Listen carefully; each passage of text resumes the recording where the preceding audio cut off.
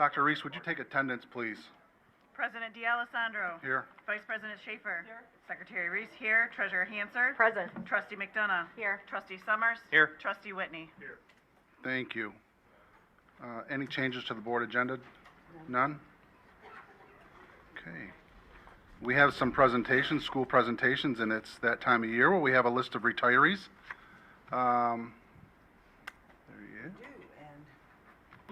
Ryan Reed Yes. is going to tell us who they are. Superintendent Reed will present them, and you and I. Hey, good evening, Board of Education, community, family, and friends. I'm Ryan Reed, Assistant Superintendent of Human Resources. It is my honor to be here tonight to celebrate the retirement of these dedicated members of our school community. The individuals we're honoring... Can I restart that? Sure, okay. Let's try this again.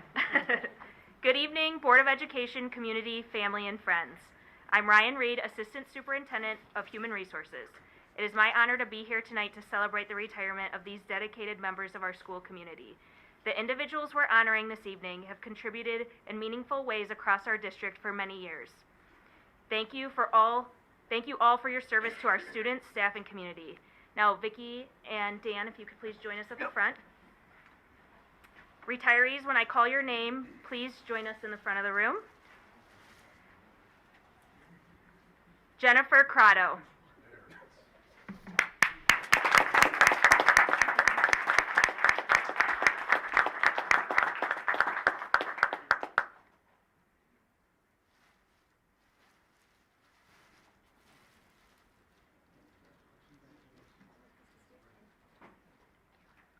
Mark Hillebrand.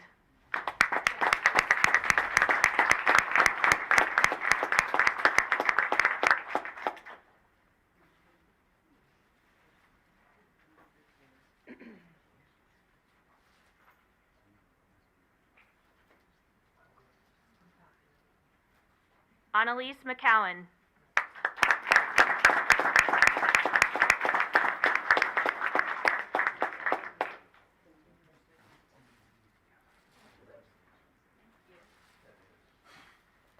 David Pass.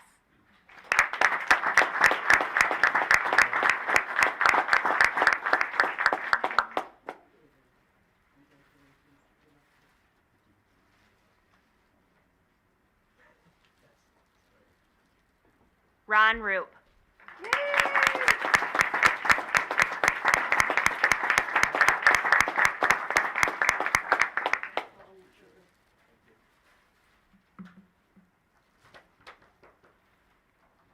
Congratulations to you all on your retirement, and may your next stage of life be full of possibilities and exploration.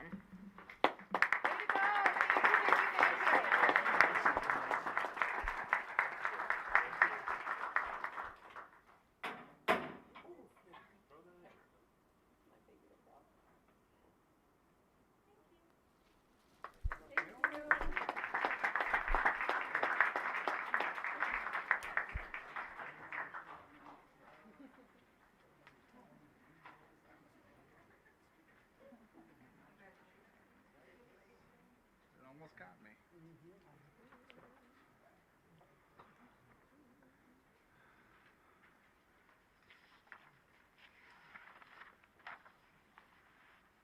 Well, you're more than welcome to stay, but after 30-some years and more than, I'm sure you want to go separate. Thank you all again for your dedication to our district. Thank you. Much appreciated. Thank you. Thanks. See you, David. Okay. Item B, Oxford Robotics Program. No, there's a group coming up.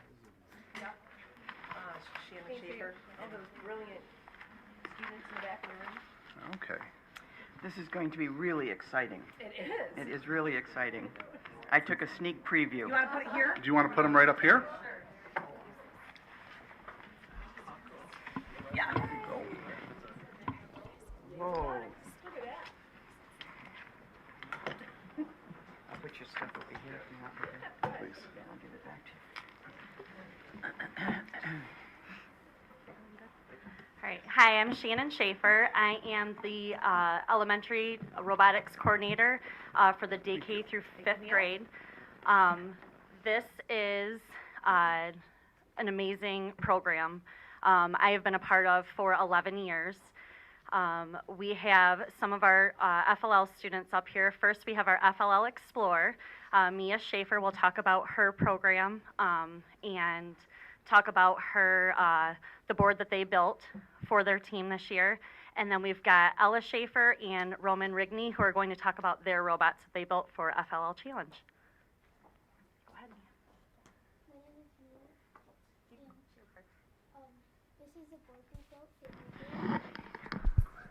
This is the board we built for WeDo, and 3 of these things go on power. This one spins. This one like goes up and then down, and then this one. Wow. Yeah, very nice. Very nice, very cool. And then I built this water fountain because I thought it would be a good idea to build a water fountain because it was like a city. And then this is the like food court, like mini food court. This is like a cop chasing after like someone stealing Mona Lisa, like this. And then this is a show. That's a campfire. And then that's a public swimming pool. Lots of detail. Wow. I love it. Very Yeah, nice. that's very nice. Very good. And then we have a slide too. Okay. Very good. Wonderful. How long did it take you to build this? A couple of weeks. You got me probably by a week. At least a week. I've probably taken 3 or 4 myself. It's very nice. Very good. Good job, honey. Very good.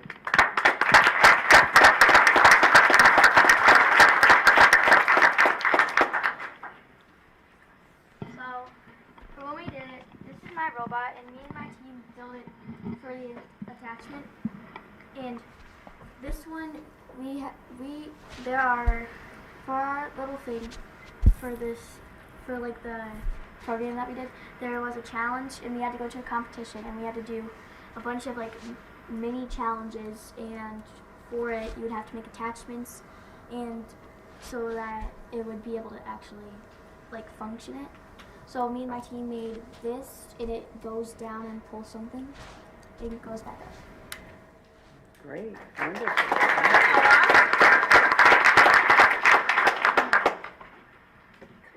Me and my team made this robot where there was this grabber thing and this thing you had to pull. So, and this top attachment thing, but Is that the it's grabber supposed part? to grab it and pull it back, and something comes out and like lands in some little compartment. And then this one pulls something, and then it's supposed to put something up here. So it puts this up here. It falls and we put it up there. Ah, Great. Very those are good. pretty nice wheels you have on both of these. Yeah. And they move with this power? Yep. Very From good. this robot, it comes all the way through. Very nice. Very Terrific. nice job, Rowan. Wow. Very good job.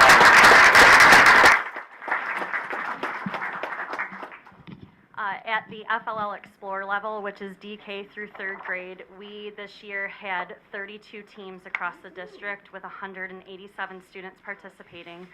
That is also including OVA. And at the FLL Challenge level, which is 4th and 5th grade, we had 6 teams with 57 students participating. So it's definitely grown over the past few years since COVID affected it. Like I said, it's an amazing program, and we're actually running a Lego camp this summer at OES, so that'll be a lot of fun. So next, I'm going to invite Mary Bach up to come talk about the FTC middle school teams.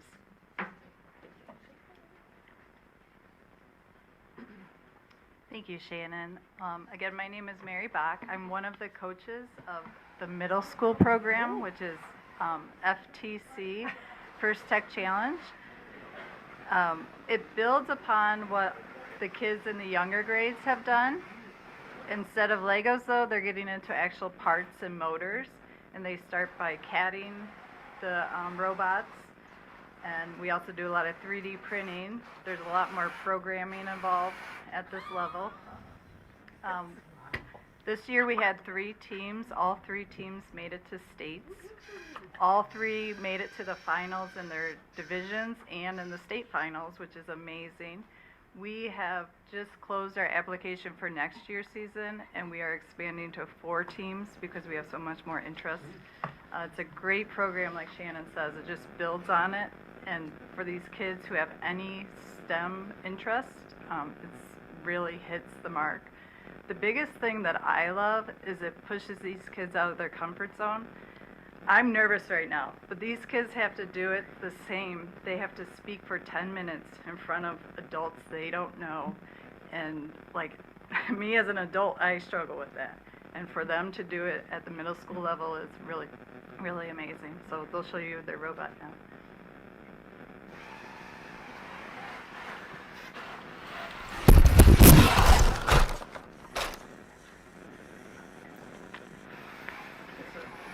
Who wants to explain the challenge?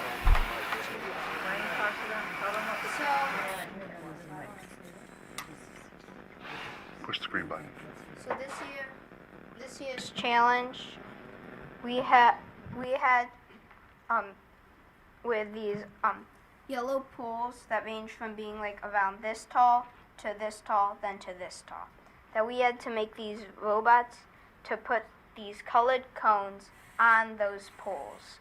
And we also had another type of scoring element was with this another type which you had to make a custom beacon of what they called it that we could pick up. So.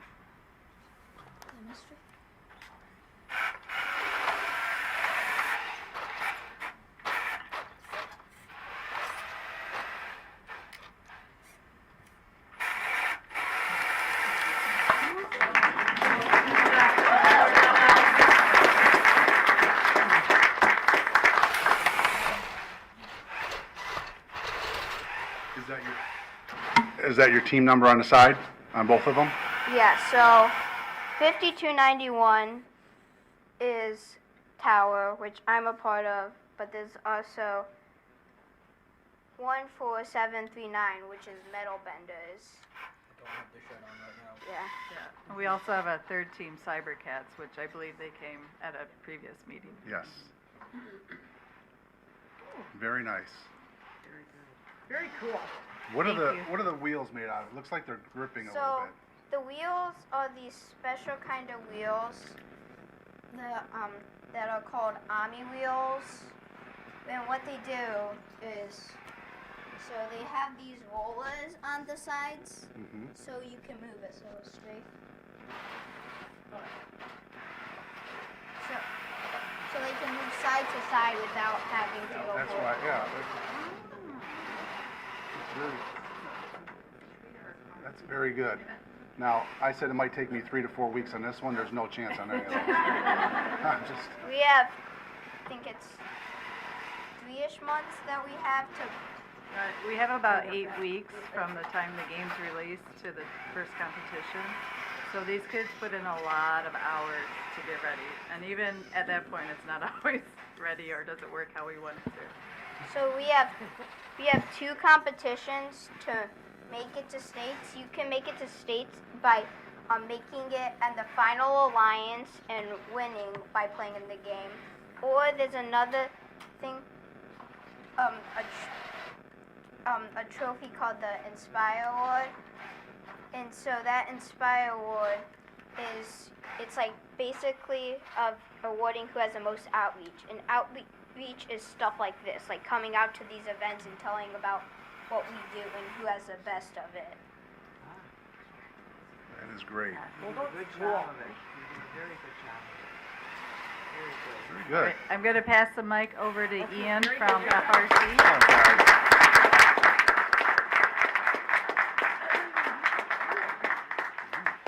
Like, it's not your father's lip. No.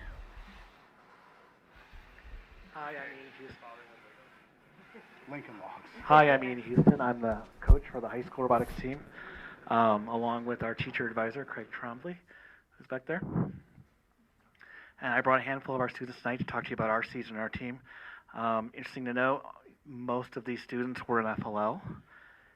All of them were in FTC as they grew up through the ranks here in Oxford and then joined our high school team. This year we had 9 seniors graduate who are going on to college, all majoring in STEM degrees, all with pretty good scholarships along the way.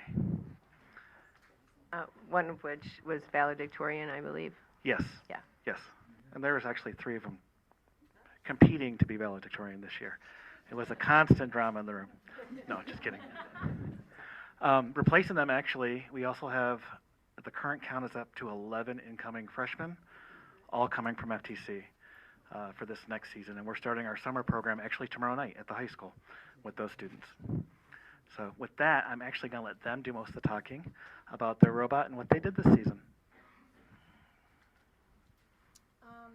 So throughout our season, we usually split it up into 2 components. We have competitions, and then we also do outreach and other activities. We feed a lot into our community, and we support our FLL, FTC teams a lot. And through that, we help support and gain interest in robotics to other students in the district. And then they also obviously compete with our robot, which you unfortunately could not have here tonight because of the rain. It does not like rain. It's much bigger. It's 28 by 28 inch robot. It takes 2 high schoolers or mentors to lift it. So. Yeah, and every year we have a different challenge we need to complete and compete for through First Robotics. And Sammy, do you want to explain more about this current competition? Yeah, okay, so this year our challenge, let me just start off by saying each year there's one thing that kind of stays the same, and that is that your team is working with 2 other teams during the match, and you're against 3 other teams. And those teams are randomized, and like you could be with one team in one match and then against them in the next match. So there's that kind of element of cooperation in there too, where you're competing and still working together. And then this year, our challenge was we had to pick up these yellow cones, kind of like you'd see, like you use in gym class almost, these yellow rubber cones, and then these purple inflatable cubes. They're almost like beach balls, but with corners. So we had to pick those up, and we had to score them. There was 3 different levels, and the higher up you could get them, the more points it would earn. So we had to try to score those. And then at the end, there was this big tippy balance platform. We had to try to drive the robot up on there and get balanced for additional points. Wow. Through the 2 competitions we went to, unfortunately, we did not make it to states. However, we were in the top 6 teams on both of our competitions. Overall, First really focused on, and our team really focuses on, again, cooperation or working with others. And like we've seen a lot through our outreach. We've done things through the OES summer camps, and we've also volunteered at in-district and out-of-district events primarily with younger students. And it just helps share with some education with people around us. Very good.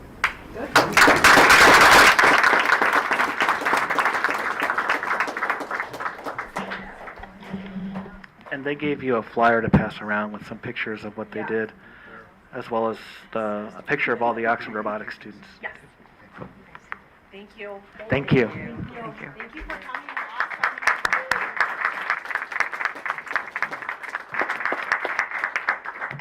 Thank you.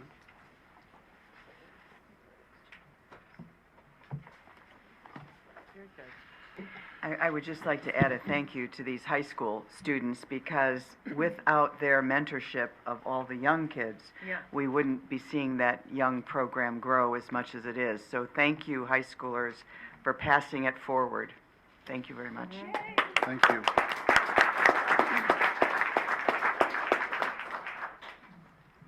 All right, item 4, scheduled public comment for agenda items.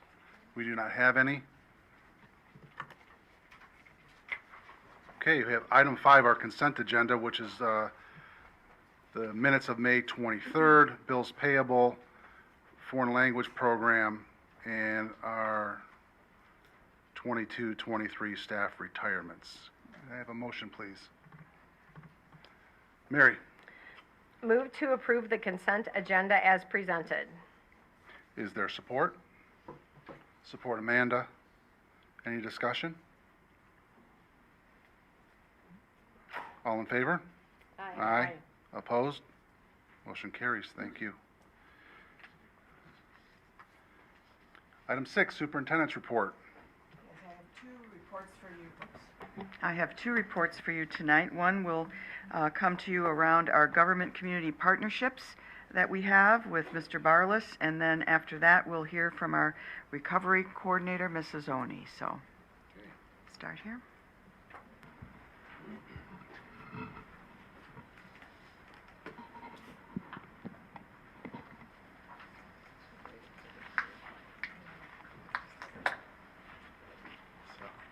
Good evening. Thank you for having us tonight. I am excited to bring to you an overview of our government and community outreach, which is one of the 5 strategies in our recovery plan that we developed last summer. I've got to say that probably our work with our community and government partners is one of the most exciting things I get to do. When we come together, Ms. Jamie Ayers, the director of the Resiliency Center, hosts our strategic planning with our government and community partners. And we meet over at the Resiliency Center. And it is wonderful to be able to sit down with not only first responders, village supervisors, but those mental health professionals that are providing services in our community, and really some of our places of worship in the community have joined us, and really be able to sit and identify what some of the needs are and some of the celebrations are.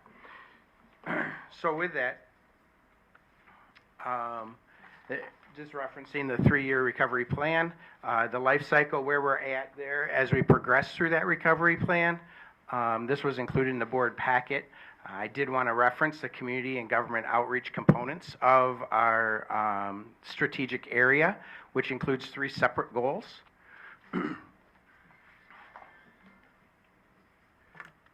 The one goal is specific to our partnerships, and we list partnering with Easter Seals, which we are thrilled to have a clinician who is both at the high school and the middle school serving our students. And actually, we were able to fill his caseload to capacity probably around December.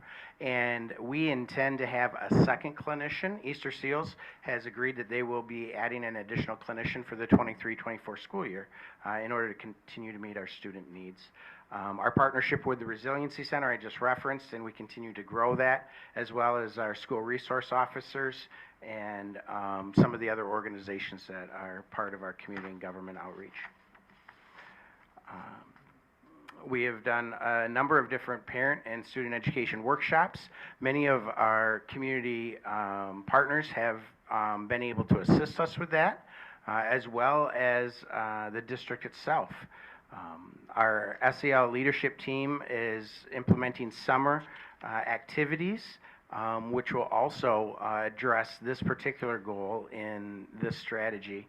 We've grown our SEL offerings in the summer to include actual SEL lessons that target the 5 core competencies in the afternoons of our summer school programming this year, as well as Wednesday afternoon community-based activities.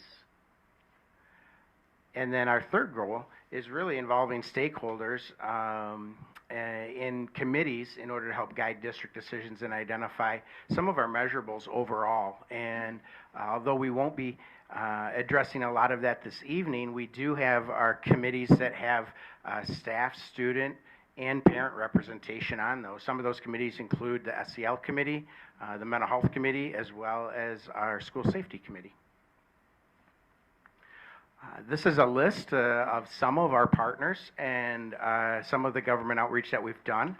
It is a wonderful list. The one thing that I'd like to reference is that we had our last meeting yesterday, and Journey Lutheran Church attends regularly, and they have a reimbursement program that partners with our community in order to assist with co-pays. Since last December, they have provided almost $140,000 in reimbursement to families in our community that have sought out services, and they've been able to assist them with reimbursement for some of those co-pays and services. An amazing partner in our community. So with that, we have the privilege to have two of our partners actually do a brief presentation this evening. One is North Oakland Community Coalition.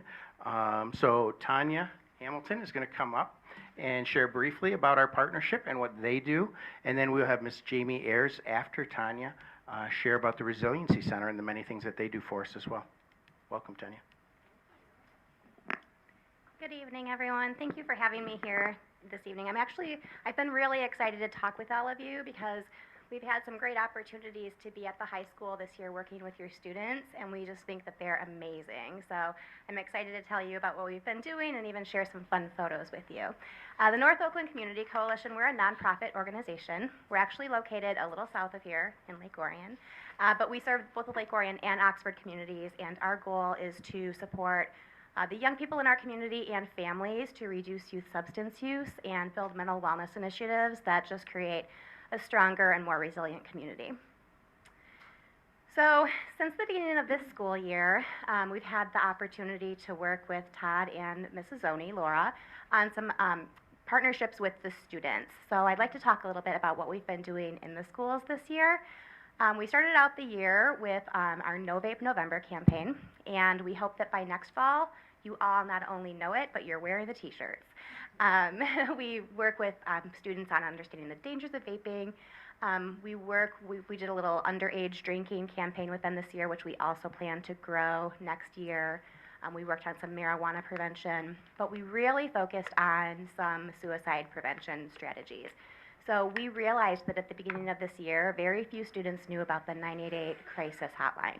A big reason for that is because it was new as of July of last summer. So we came in at the beginning of the year with some big boards that we had printed. We did a photo campaign. And we really want to make sure that all the students know about that as a resource. But in order to really use it, we know that the students need to be connected to one another. So this fall, we plan to roll out a campaign that we're calling It's All About Connection. And so what we're hoping to do is really build the connection that students have with one another, with their families, with the staff here at the school, so that we all know what to look for, signs of need, and know when to make that call or when to help someone seek help. We also offer QPR suicide prevention trainings. They're 90-minute trainings that really help people understand, students and adults, understand the signs of suicide or mental health distress and how to help them seek support. And so that's what we've been doing as of lately. What we're really excited to announce is that we are going to be working on developing a youth advisory council. So through the school year, every time we would visit, we ended up realizing that students were coming up to us and they were asking, you know, could I help at this table next time? Or could I volunteer? Or they were asking questions about what we do and really engaging in some good conversations. So we thought, you know, this is really a time to get some students together and help them do this work and support their own peers. So we are going to be working this summer to gather students and hopefully in the fall have a robust youth advisory council who will be helping us plan all of these initiatives next year. We also partner with the community on the suicide prevention trainings that I mentioned. We run prescription and drug take-back days. We partner with our law enforcement on that. Excuse me. We do community education and parent education around youth alcohol use, marijuana use, and nicotine use. We offer free marijuana lockbox distribution. So if anybody wants one, we give it to them, no questions asked. We want to reduce youth access to substances in the home.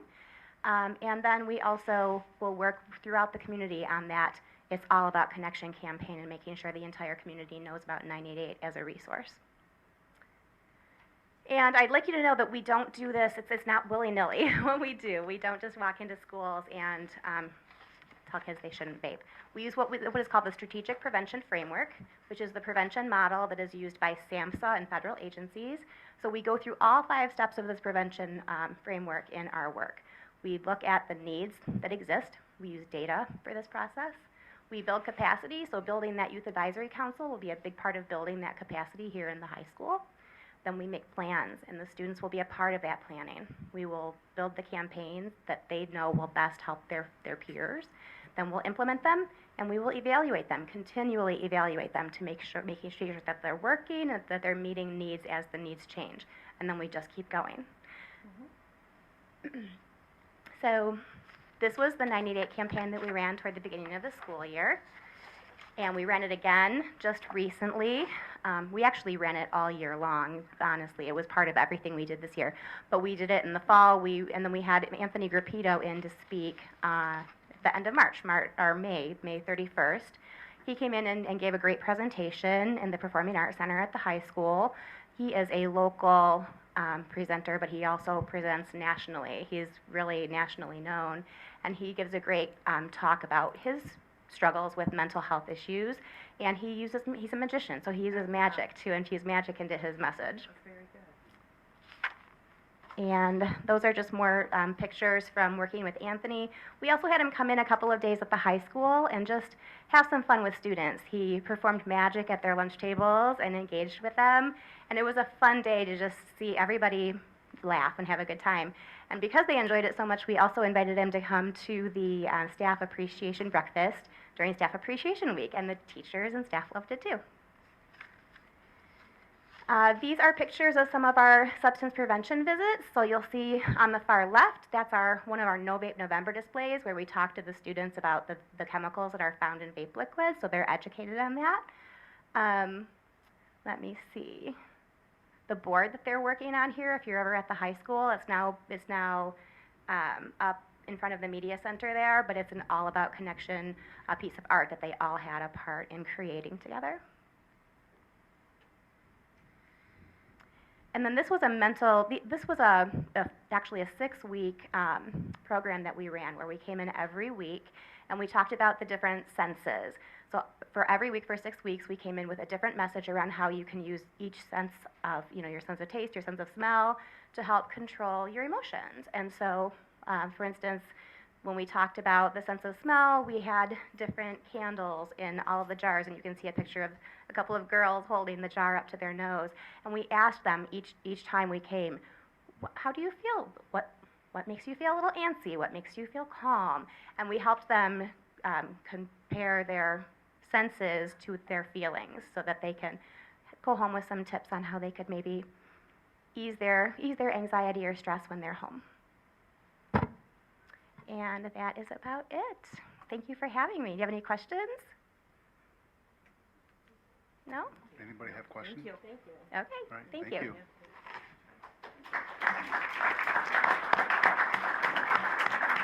Thank you, Tanya. So next we've got Jamie Ayers with the All for Oxford Resiliency Center, and Kelly, her wonderful assistant. Do you need me to do the slides, or is Kelly? Is it just these? Okay.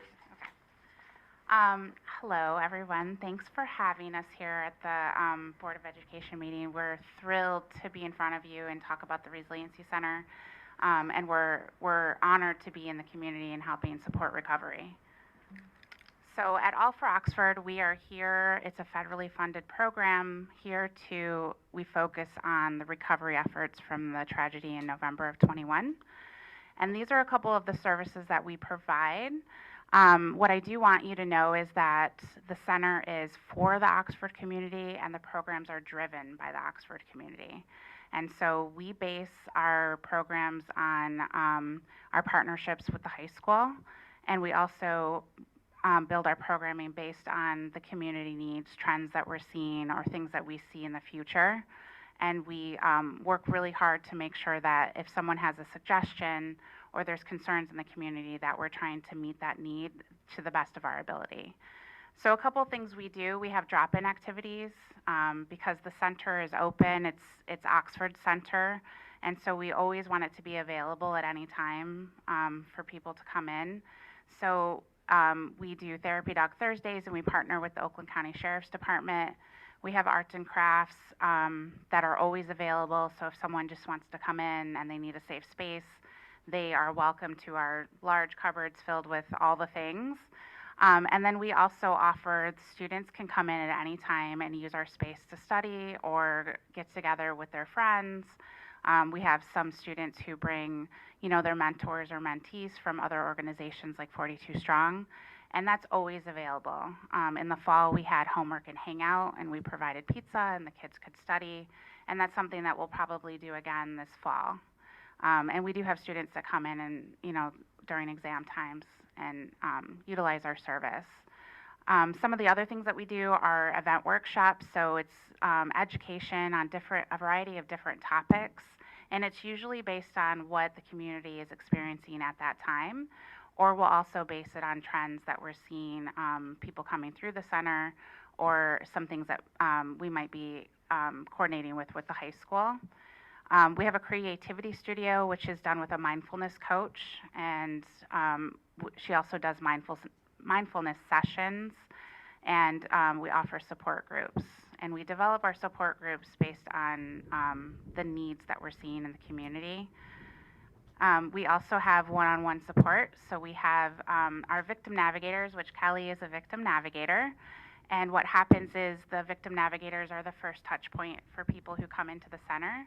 And the navigators talk with them, they're crisis trained and trauma informed, and they listen to people and their stories, and they help navigate what resource is appropriate for them depending on their circumstances. And from there, they might be referred to a support group, they might be referred to another activity we do in the center, or they might be referred to therapy. And so we have 2 full-time clinicians in our center at this time. We also have an EMDR therapist, and then we are just now working on a yoga instructor who's trauma informed, because that's one of our consistently asked for programs. So we're going to start that very shortly. I'm happy to report that we do not have a wait list. I know that's been kind of out there in the community, but at this time, and things can change really quickly, but at this time we do not have a wait list. So people can come in, meet with a navigator, and if therapy is appropriate for them, we can get them in touch with those services. Can you go back just one second? Sorry. What I do want to let you know, and the community might not be aware, is all the services that we provide at the center are free of charge. So, and that includes individual therapy, family therapy, and the support groups, and all of our activities. So those are free of charge. Thanks, Todd. I always want to introduce Wiley, who is our canine advocate. She was donated to us through the Canine Advocacy Program, and those canines are usually, they work with victims of crime through the court system. And we put in a nice ask for, this would be a perfect opportunity for one of their dogs to work with our victims in our center. And so she is Employee of the Month every single month. She's the number one person, or number one thing that people want to see. She's there every single day. And so she actually has a schedule too.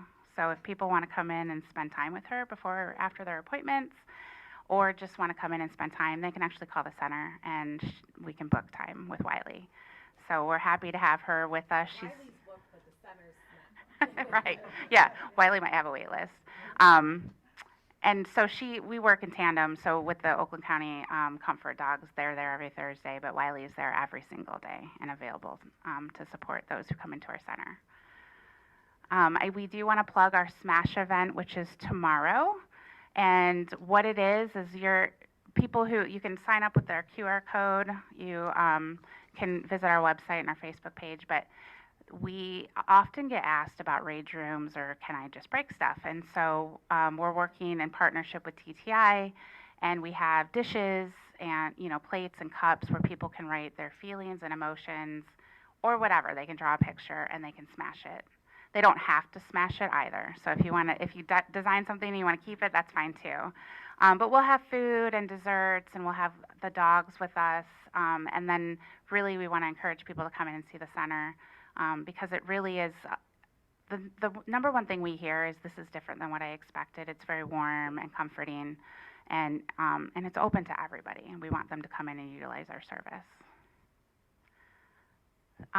So these are we did a survey with the district staff and wanted to know their feedback on what we could do to support them, what they liked if they visited the center, or what they would like to see if they haven't visited the center. And so we have some staff-only events that are scheduled. We have an open house next Wednesday where they can come in, see the center. We're going to have door prizes and chair massages and mindfulness. And it's going to be a really just nice day and letting us treat them. And then we have a wellness day scheduled in July and then another one in August to help them get ready to go back to school. And so this is, again, free of charge, and it's staff only for the district. And then that's our social media. Did I forget anything, Kelly? Okay. Thank you for having us. We're thrilled to be able to talk about the center. We want people to come in. We encourage them to come in. And if there's something that they would like to see in the center, we want that feedback. And if there's something that they don't like with the center, we also want that feedback. Because this is Oxford Center. It's not our center, it's their center. So if you ever have any need, and we're here to support everyone in the district and community members, and that includes all of you and all of the staff in the district. Do you have any questions? Thank you. Anybody with a question? Amanda? Just more so a comment. I just really want to thank you and Tanya. I've seen both of your organizations and teams in action in Oxford, and it's just beyond incredible. So thank you. Thank you very much. Thank you, everybody. Thank you. So I do thank both Tanya and Jamie for presenting tonight. I will say that our community partners are amazing. I could have stood up probably another 3 or 4 easily tonight, and they would love to be here. So we've got Easter Seals that would like to present. We've got a number of different partners that would just love to be able to share how they're engaged in supporting our community. So we're truly fortunate through our government and community outreach. With that, I'm going to pull up Mrs. Zoni's presentation, and you can come up.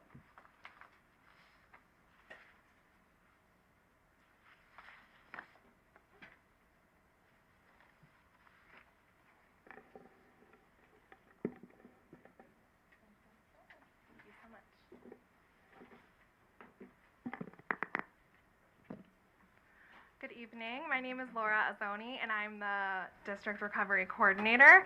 I haven't met all of you directly yet, and so even though I've been working well over a year now in this position, I'm really grateful to see you and to be spending time with you and to be communicating tonight from the perspective of recovery. And because it's my first time, I do want to start by just explaining my role a little bit and what I do, because I always hear, what is a recovery coordinator? And so I will be kind of going through and describing a little bit of all the pieces that go together with recovery on my end. It would feel inauthentic to me, since this is my first time addressing the board, to be here in a position in response to tragedy and not acknowledge it and communicate my authentic, sincere condolences for the tragedy on November 30th of 21.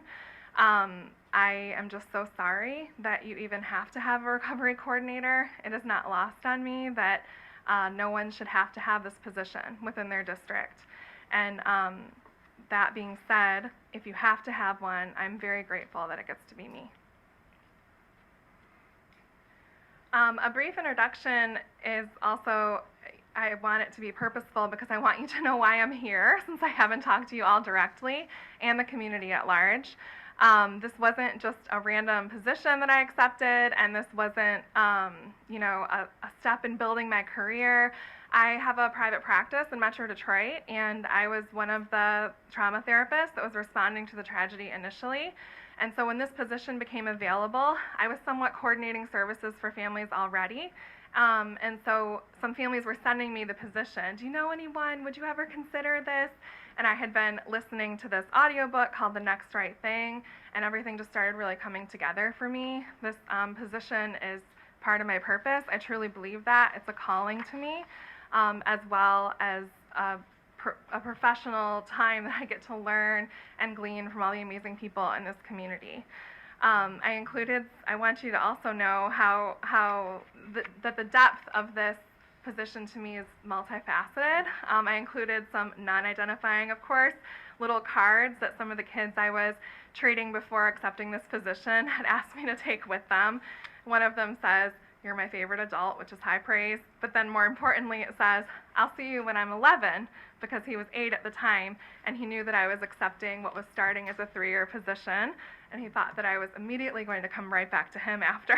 So I want the community to know that not only was I considering this position in recovery, but other children were contemplating this position in recovery. And typically, as a trauma therapist, when you make a change in your position, you are letting people down. And I want the community to know that I didn't come across one child or teen or parent that wasn't in full support of this transition and didn't already love you guys as I was learning to love you.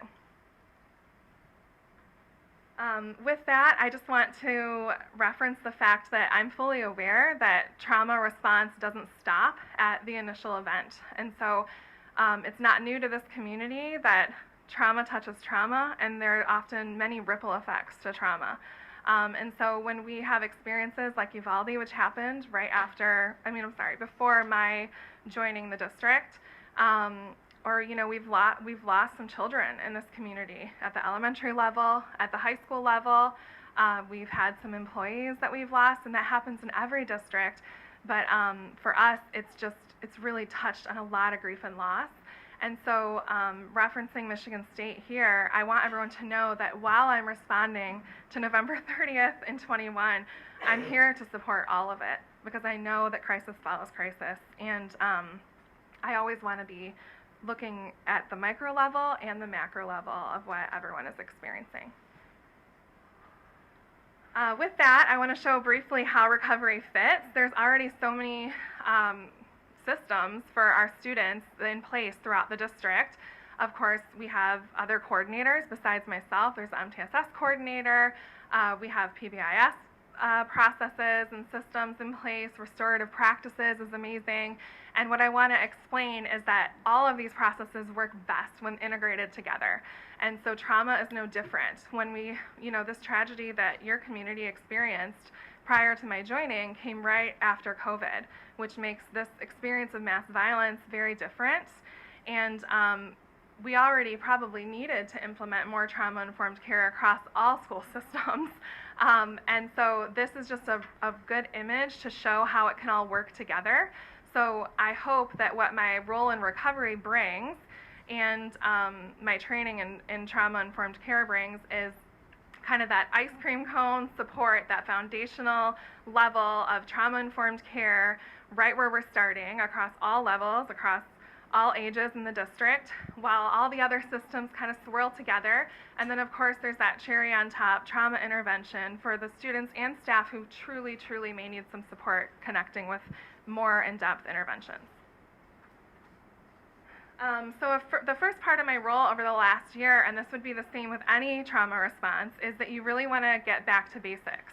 So these graphics are from a PD I did for all the elementary staff in the district in October. And all of our teachers think so much, they use their heads, they use their hearts, and oftentimes we get stuck. Trauma can confuse us, and so we can kind of start to lose creativity. And a way that I offered a memory acronym is to think about what is between our heads and our hearts. It's our necks. And so that acronym NEX, without the K, stands for nurture, engagement, challenge, and structure. And these are the things that we can almost always fall back to when we're unsure of what to do. With a challenging student, with relational complexities with our coworkers, we can pretty much always look to these foundational needs in almost every human and see where might there be some gaps that we're overlooking because we're so busy even in serving with our heads and our hearts. I won't talk much about community partners because we just had a huge presentation on them, but I do believe that not enough could ever be said about them. And the two that we highlighted tonight, I just wanted to say that I've been witnessing these community partnerships, as it's part of my job to coordinate with them in recovery. And when Anthony Grappito was in our cafeteria, I would try to introduce him, and I couldn't even see him because so many students were surrounded by his skills in performing. And then I think Jamie referenced this, but what the kids I work with to tell you about the Resiliency Center is that they have the best snacks. So I asked Jamie if I could take pictures of her fridge and everything, because when I see kids coming in a little late because they've had an appointment at the Resiliency Center, I can always tell how supported they were based on the overflow of mini Oreos in their pockets.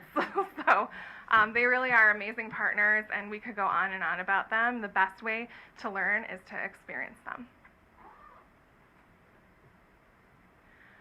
One of my main roles too, one of the things that I've kind of taken on that is a natural fit for me, is helping not only our students and families, but our staff with the overwhelming process that it takes to receive therapy referrals and reimbursements. That's something that I've kind of been in that world for a while prior to my joining. It comes a little naturally to me. It blends with community partnerships. We couldn't do it alone. And the staff is probably getting real tired of my reminder emails on how to do it.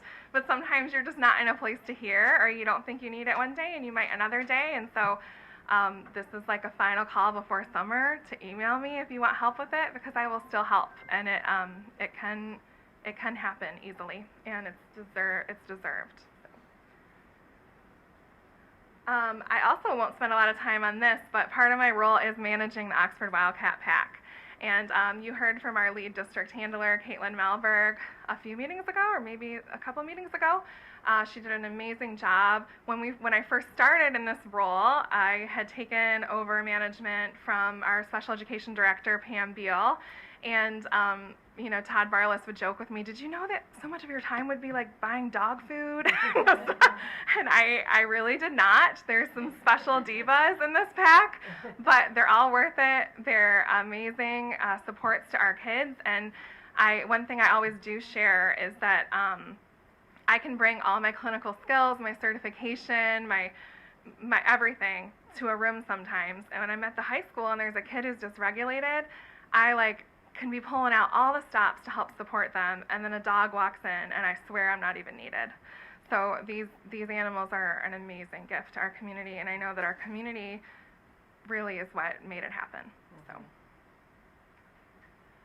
another big part of my role, which is not common in other districts, is I really link arms with a lot of other people across the district, social workers, admin, staff members, to facilitate and start thinking about and planning and preparing for our Wildcat Remembrance Days. And we had our first one this year in 22. And I could go on and on about this as well, but what I will say is I am so grateful, impressed by the counterintuitiveness it took to really model grief and loss in a less is more kind of way. And it was very tempting to do a huge event in response to this anniversary, which has brought so much tragedy. And I think that we created the space, and I hope that we created the space for people to be met where they are and to be able to take a day to do what was needed. We had a moment of silence at 12:51 that day across the community, again partnering with the Resiliency Center. Over 22,000 luminaries were picked up or distributed for people in and outside of our community. And it was a way to connect with honoring that space that might be needed individually and collectively. It was amazing to witness, and I was so honored to walk alongside. And our high schoolers did an incredible job of lighting up the high school. We had so many donations of lights, and they really brought light into darkness. Kids were just saying, I'm so happy. I love hot cocoa. The band came through and played Christmas music, and it was just really comforting when they all got to miss their friends and bring some light into their space of learning.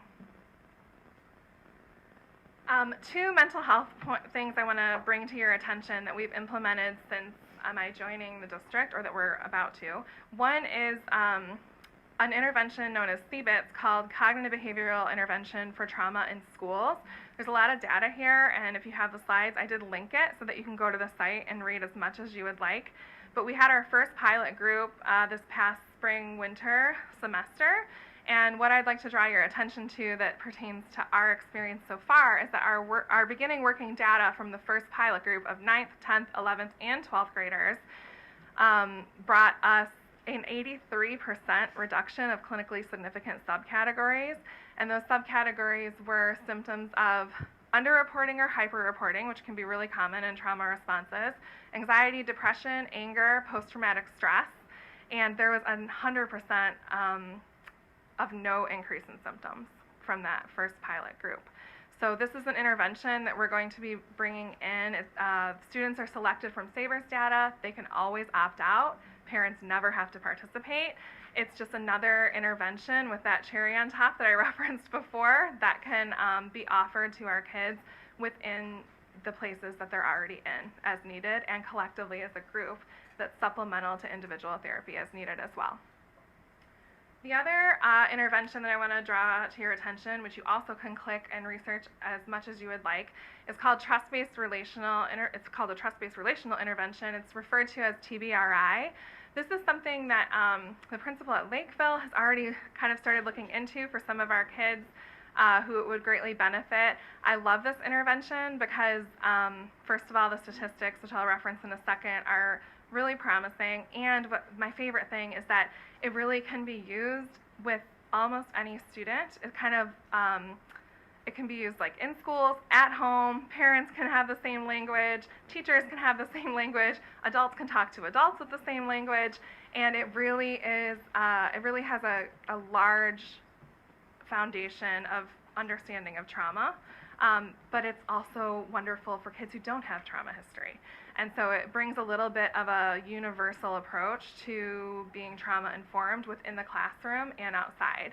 What I'd like to draw your attention to here specifically, which we hope to grow this, and it can be an intervention district-wide, is that there's lots of statistics and data that I put up, but the one I want to draw your attention to is there were 902 children studied who had this intervention taking place. And it went from 902 disruptive behaviors being reported to the office during the school day to 59, which was a 93.5% decrease in disruptive behavior after just the first 2 years of implementation.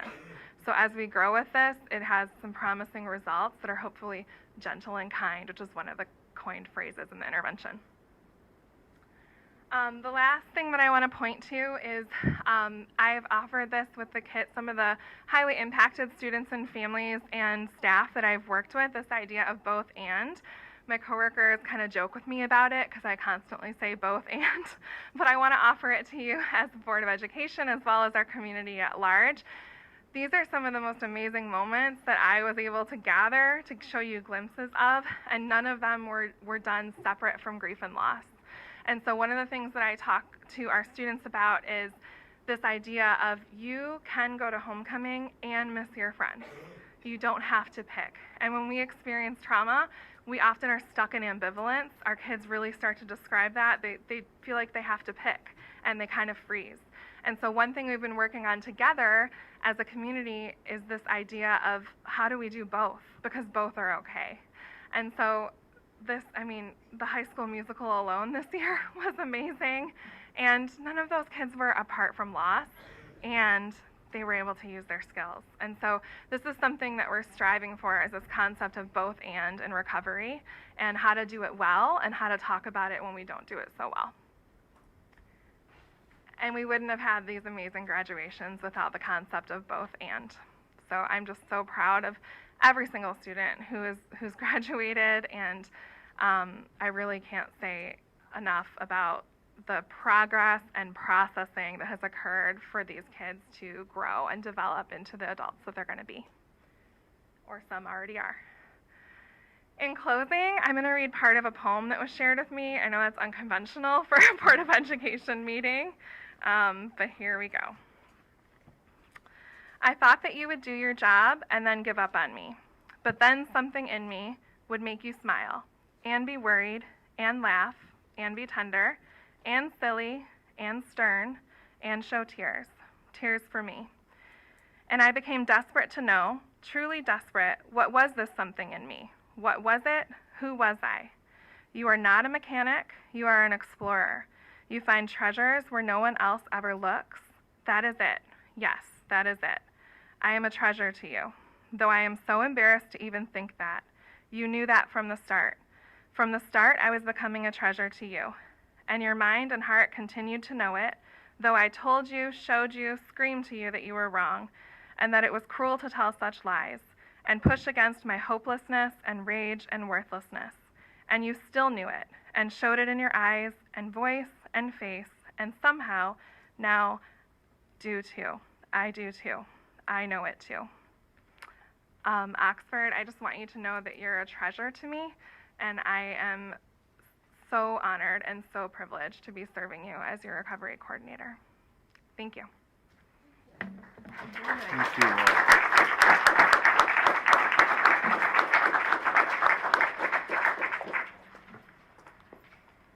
That was awesome.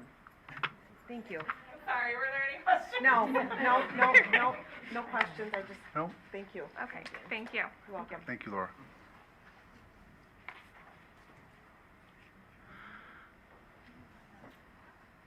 Okay, item 7, Board of Education matters. We have the Oxford Middle School and High School Choir field trip, and then we also have Oxford High School Choir and Dance field trip two requests. They were in board packets. Did anybody have any questions on those that they wanted to discuss? We're good? We have these here, right? Yeah, and you'll be approving them at the next meeting. Correct.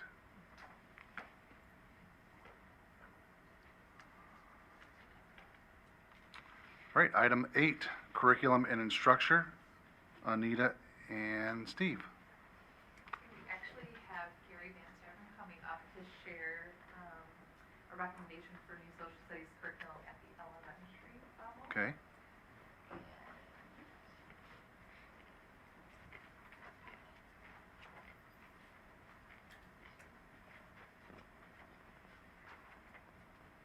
not sure if you're...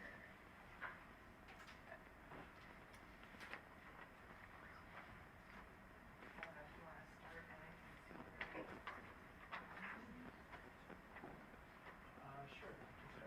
where... So I'll go ahead and get started. It's nice to speak to you again. I think I spoke to you last year about technology. Remember when I ran up to the front and then I went back and then you called me back up and then I went back? So back and forth. Hopefully this time I'll just be right here. But this year we had, our elementary had a social studies review, curriculum review and pilot started back in the fall. And it was kindergarten through 5th grade. And we had teachers from K through 5, so all grades were represented and all buildings were represented. So it was very important to us to have... Gary, I don't mean to interrupt, but perhaps our assistant superintendent could let our technology person find the PowerPoint. I love you, Anita, but I know. There. I was looking for it just at the board. Yeah, go there. Go in that board book. Angela, can you? Go in the board books. Right there, the board books. But, yep, click on that. Yep. And then right there, June 13th, 6:30, go to agenda on the right. Thank Yep. you. And then go down and find you, I think we're number 8. And Thank you. You're welcome. Thank you, Angela. I'll just go from here. You go. Next time, Angela, you can just find it for both our technology person and our assistant superintendent, then we'll. that's because I am a technology. Yeah, right. Okay, Gary, I know you're really trying to stay within the time limits that I set, but I'm going to let you start over. I am? We're adding a couple of minutes here. Okay, sounds good. So, yes, we had a social studies, elementary, curriculum review, and pilot. And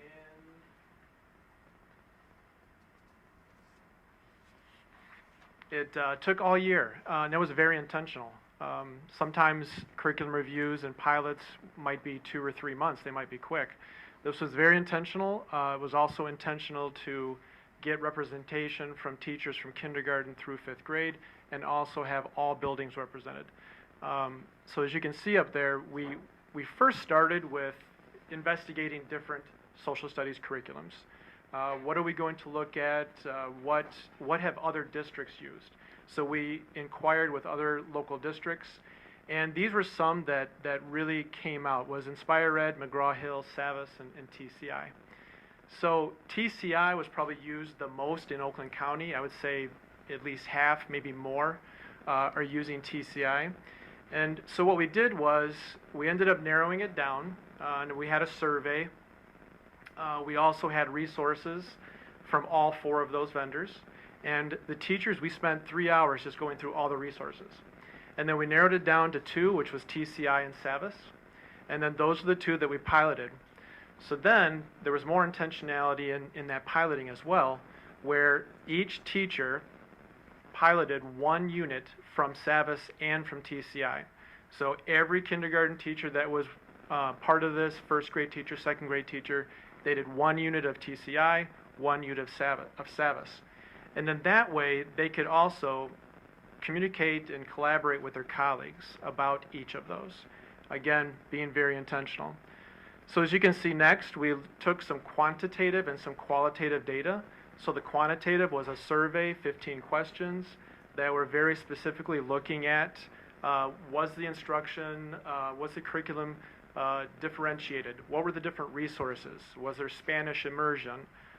Did it support maybe struggling readers? Did it support enrichment, our higher level learners? A variety of other questions. And then qualitatively, when we were all done, we got everybody back together again. Well, not everybody. About 75%. There's some that didn't show up. But almost everybody was there, and then we talked about it. We had a discussion, and I was ready for a debate. I was ready to have like a Savas side and then a TCI side, and because the quantitative data was pretty close, was pretty divided. But when we were all together, and we did have teachers from kindergarten all the way up to 5th grade, as part of the qualitative part, people unanimously sided with TCI. The reasons why is because, as you can see right there at the bottom, we're an IB district. We're International Baccalaureate, kindergarten through 12th grade. And so inquiry is very important to our district. So TCI is more inquiry-based, all right? Kids are actually engaged. They might be on the floor. They might be under their desks. They might be doing a variety of things. There's also a lot of manipulatives that come with TCI as part of the curriculum that teachers don't have to go out and make on their own. It's part of the program. So it also promotes application of knowledge in real-world settings. Some comments teachers made were the photographs that are in the text from TCI are actual real situations, real world, whereas some of the photos, many of the photos in Savas were not. They might have been cartoons or something like that, caricatures. So they really appreciated that it was real-world knowledge and application. Again, high quality, diverse sources. There's a web-based version. There's web resources.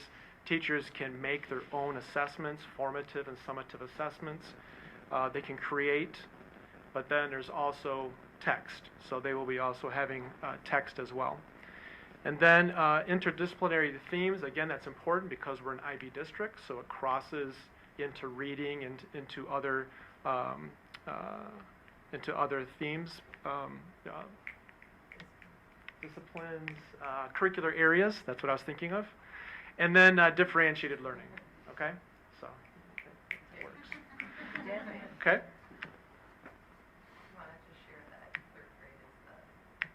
Yes, and So 3rd grade is going to be just Savas. And the reason why we went with Savas for 3rd and only 3rd is because Savas is the only curriculum that actually wrote a Michigan curriculum. In 3rd grade, it's specific Michigan benchmarks. It used to be in 4th, now it's in 3rd. Savas is the only company that has actually written curriculum for it in Michigan. So that was kind of a no-brainer. And our teachers, they reviewed it and they really did like it and they chose it over TCI. I was curious what SAVIS even stands for, so it's a palindrome. So I'm going to test you. Does anybody know what a palindrome is? Yeah, it's the same, going forward or backwards. So that's SAVIS, and then TCI stands for Teachers Curriculum Institute, and that's going to be the remainder of our grades, K through 2, 4, and 5. Can I put a question in the middle here since we're talking about this? Yes. So if we're going, so if they're working with the one curriculum through second grade, then they go to third, then they're going back to the fourth grade curriculum, Yes. is that going to present any challenges for the students or for teachers going in between the two? Is that going to be a smooth transition in and out? Mary, that's a great question. I wondered the same thing, but uniquely, Michigan in third grade is just a very unique curriculum. So I think that's going to be okay, and you can kind of see right there. We don't really have these resources yet because they're actually still being written and printed. But you can see right there, Michigan's geography, very specific. What about the Michigan economy? So again, it's very granular just about Michigan as opposed to the others.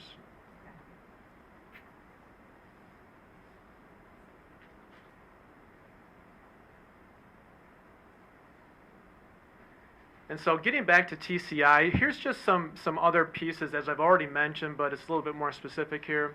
ELA integration kind of gives you some pictures there of informational text, social studies stories, the unit inquiry projects. There's built-in reading support. It can actually read the text for you. So again, you might have students that might be better where they can hear it auditorily, but also read it at the same time. And again, Spanish and then differentiated instruction. And then many different ways to assess. I mentioned formative, I mentioned summative, I mentioned that teachers can build assessments. But there's also activities, there's also projects. So again, these are all reasons why they chose TCI. And other reasons are these. As you see here on the right, we're a Google district. We have Chromebooks. We use Google Classroom. We use a lot of Google Docs, Sheets, etc. So it integrates with Google Classroom. We're also going to Schoology. We have had Schoology for the past year, and it integrates with Schoology. So you can see that there's many reasons as to why TCI was chosen. Should also let you know that TCI is being used in social studies in 6th grade, and SAVIS is being used in 7th grade.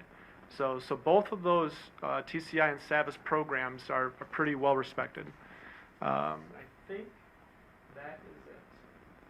I had a video, but I'm going to stick to the time. So, do you have any questions? Anybody have questions for Gary? You look like maybe you're a little worried he was going to go over time. Well, we've been having discussions. Not just with Gary, not just with Gary, all of us have been having Very discussions. good. That's very good. Well, I think that's fantastic Yes. that our staff is so excited that they want to Yes. Yes. share even more with us. So I think that's great. Yes, and I'm very proud of the staff. The teachers, they volunteered to do this. This was out of their time. They worked very hard on finding in their scope and sequence when these units are going to fit, and then collaborating with their colleagues, sharing with their colleagues. Even those that were not in the pilot, they still gave some input. So I'm very proud of them.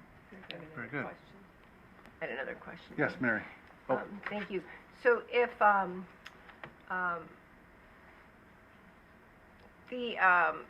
I'm sorry, so everybody, we've got the team working on it together, so everybody's on board. Is this something that, to review the curriculum, is that something that we're just doing on a regular basis? Or did you and the staff say, we can do this better? Yes, that's a little bit of both.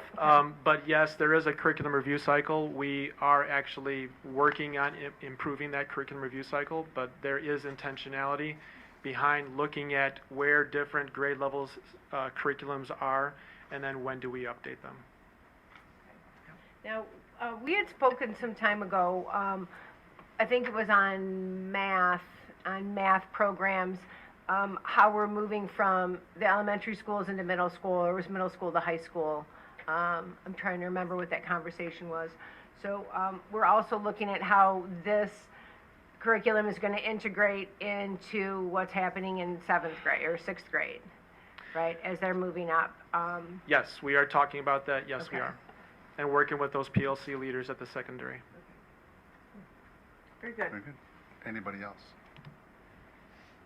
Okay, Thank you, Gary. thank you. Great. Thanks, Gary. If anybody wants to take a closer look at the curriculum, Anita is getting it all sorted and set up, and so I know Amanda's already asked to take a view at it, and if anybody else wants to, just let us know when you want to come in. All And right. we'll have a vote in 2 weeks. Yep. Thank you. Item 9, Finance and Budget, Finance and Operations. Mr. Barna. Good evening. Gary, thank you. That was a great presentation, and thanks for hurrying up so I could take a good half an hour at this, so appreciate it. Aaron, hit the button. Again, good evening. What I'm going to present to you tonight, very briefly, is the general fund for the final amended budget for this year, 2023, as well as our proposed budget for the general fund in 2024. So I'm just going to go over some very high level. As you can see here, we're going from a final amended budget for this year for the general fund, revenue-wise, of approximately $99.6 million to a proposed budget next year of $103 million. Primary drivers of that are truly an assumption based upon a per pupil increase of $408 per pupil. And so right now we're at $9,150, and so we're projecting a $450 increase. So that is the largest component there of our increase from year over year in revenue. So I just wanted to be very clear on that. There's also some other grants that we are assuming will be doubling in some regard. One of them is Section 97, which is our security grant. We're looking to, we're estimating a doubling of revenue for that next year of approximately $1.6 million. In addition to that safety grant, there's also a mental health grant, which is 31AA, and that is assumed to double as well, according from the information that we have today. So I just wanted you to be aware of why the increase in revenue, and those are the primary drivers of that. Moving on and going down to the expenditure side of the equation, I'll just pan down here. Our total expenditures, again, we're a balanced budget. Primary drivers of our expenses are really just basically our technology and building level expenses that we foresee in the coming year, over and above this year, as well as a transfer to our capital projects fund. We're going to be transferring a little over $600,000, at least that's our estimate right now. So as of right now, we have a balanced budget for both this year, again, fiscal year 23 in the general fund, as well as, again, a balanced budget for next year, fiscal year 24. We are having a fund balance, as you can see at the bottom here. We have a fund balance estimate this year of 14.3% as a percentage of our overall operating revenue, and we're estimating that we're going to have a percentage of our fund balance of 13.5%, or a little over $13.8 million. So, are there any questions? I know it was a very quick presentation, but you've had a couple of weeks to look over it as well, or at least a couple of days, I should say, not a couple of weeks. Is there any questions for me? And I think I'll go ahead and start and talk about a little bit of what the Finance Committee has done through this process, because, a spreadsheet's great, it's kind of ambiguous in all the right ways to make people question. So the Finance Committee has met 3 times through the budget process. The first time we went over revenue, and again, when Sam's talking about grants that we're assuming that are going to increase, we're assuming that because it's legislative.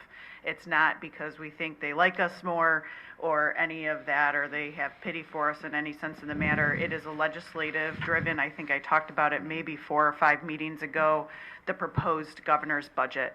Right now it's going through the House and the Senate. It's cleared a couple obstacles. It's not been signed signed off yet, but once that's done, then we'll see those final numbers come into fruition. But what's positive looking is what they are coming out of their committees and stating. So they are assumptions because they haven't, quote unquote, voted and closed that session from the legislative standpoint, but it is looking positive based on the weekly updates we're getting out of the House and the Senate up in Lansing. So I wanted to clarify that because the word assumption sometimes can be misconstrued as we don't know what we're doing. But seriously, this is, looking very great. The $458 is what governor actually proposed. One committee came back less, one committee came back more. So we're going to stick right at the $458 in our assumptions because say they do vote the higher, then it's a bonus for us. If they vote the lower, then we'll make it up. But I'm pretty positive it's probably going to say right at $458 of what she proposed, if not others, based on the briefings we're getting every week from our legislative counterparts. The second meeting, we went over our expenses, including our grants and the outlines of the grants and what can be pushed towards those grants to make sure that all of our accounting and bookkeeping was neat and followed within suit from what was given to us through those grants. And in addition, discuss the grants that we know are going to end. There are going to be some grants that we'll be looking for in the next couple years, and then starting to set out plans similar to what I talked about in our last meeting on how we are going to address those grants when they do dry up and there's not extra revenue coming in. Dr. Markovich and her ad team have started talking about this. It can feel stressful at times, but we are 2 years ahead of when we are projecting a deficit due to those grants drying up. So that gives us a lot of time to do a lot of planning to prepare for it. The other things, if you notice, if you guys do go into the board packet, there is a 171% variation in one line. We'll just go ahead and point that out. That is the guidepost. We are knowing they will have a report to us before the end of fiscal year 2024, and that we will not be paying them beyond fiscal year 2024 because there will be a report. Other than that, I don't have any other comments unless Mary does. Thank you very much, Aaron, for that. I want to thank Sam and his team for doing a phenomenal job on answering all of our questions, going through the details that we had questions about in the Finance Committee, as well as at the same time planning out, starting out with our 5-year projections, at the same time as having to get this budget ready, to share with us. I'm confident in the numbers that you've put together and the research that we've done on the income and the expense side. You've really taken a lot of time to make sure that these are good conservative numbers for the district. Thank you for all your hard work, and I love the spreadsheets. Love the spreadsheets. Thanks to your team. Thank you very much. And again, Dr. Reese and obviously Trustee Hanser and obviously Dr. Markovitz, thank you for your leadership. It was really great to be meeting with you several times. And I also want to say to my team, specifically Courtney Mikowski, who helped me a great deal with this. And she was really integral in this process. So I want to thank her especially. And again, thank you all as well. So if you have any other questions, otherwise, thank you very much. Anybody? Make sure you tell Courtney thank you too. Absolutely. Thank you so much. Thank you, Sam. Safety and School Operations, Dr. Williman. Do we need to ask for public comment on the budget Ah, at this point? thank you. Yes. I apologize. I forgot about the public comment component because it is a budget hearing. Yes. Anybody have public comment for that portion? Specifically on the budget.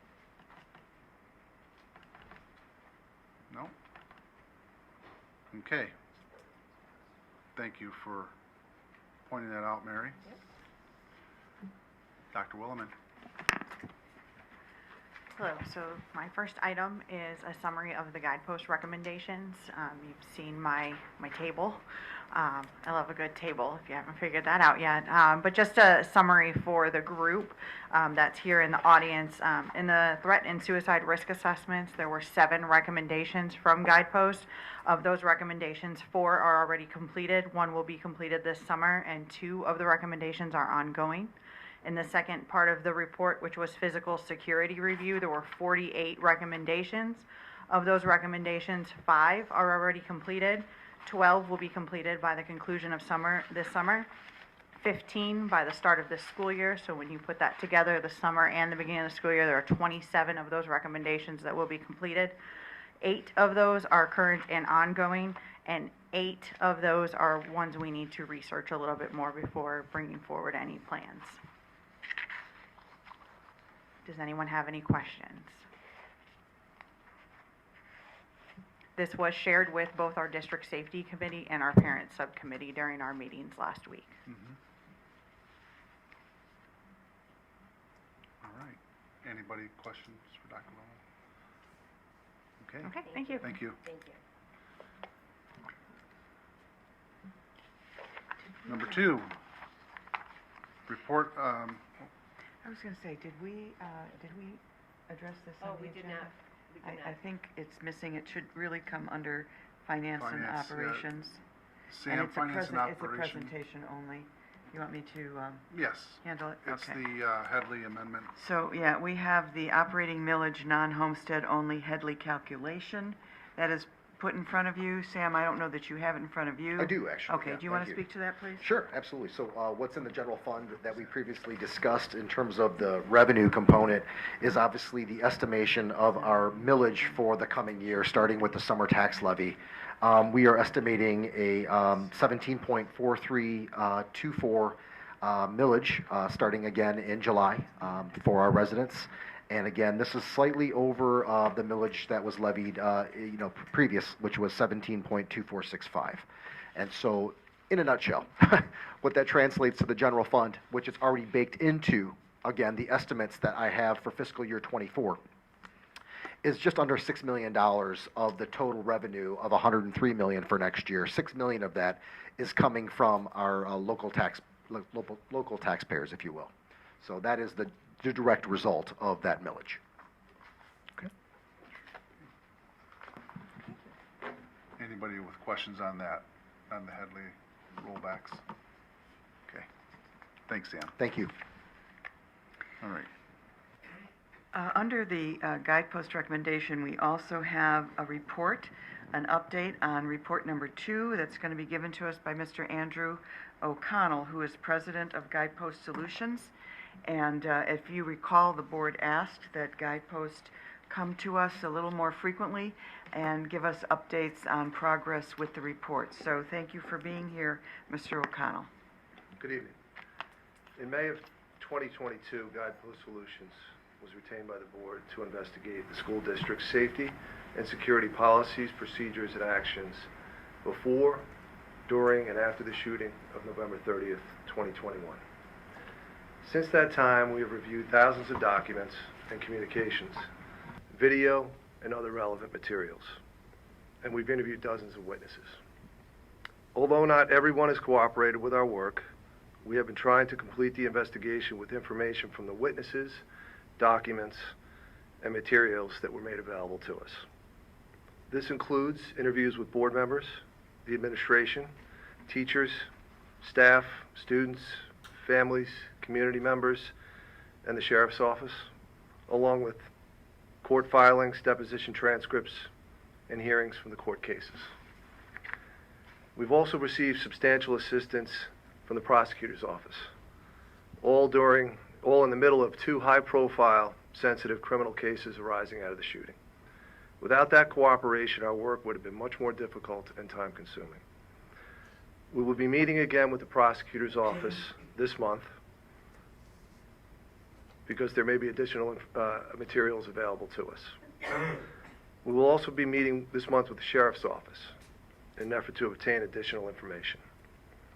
Many victims and survivors and their families, despite unimaginable pain and trauma, met with us.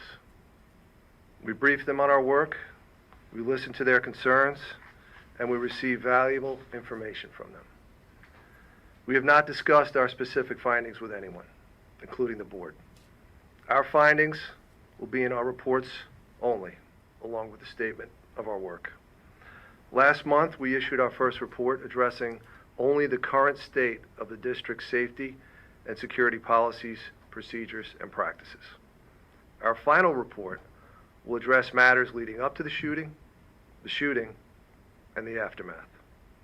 We're in the final stages of our investigation, and most of our time now is writing the final report. We have many areas to cover, and the subject matter is tragic and traumatic. We are working as hard and professionally and efficiently as we can to get our final report done.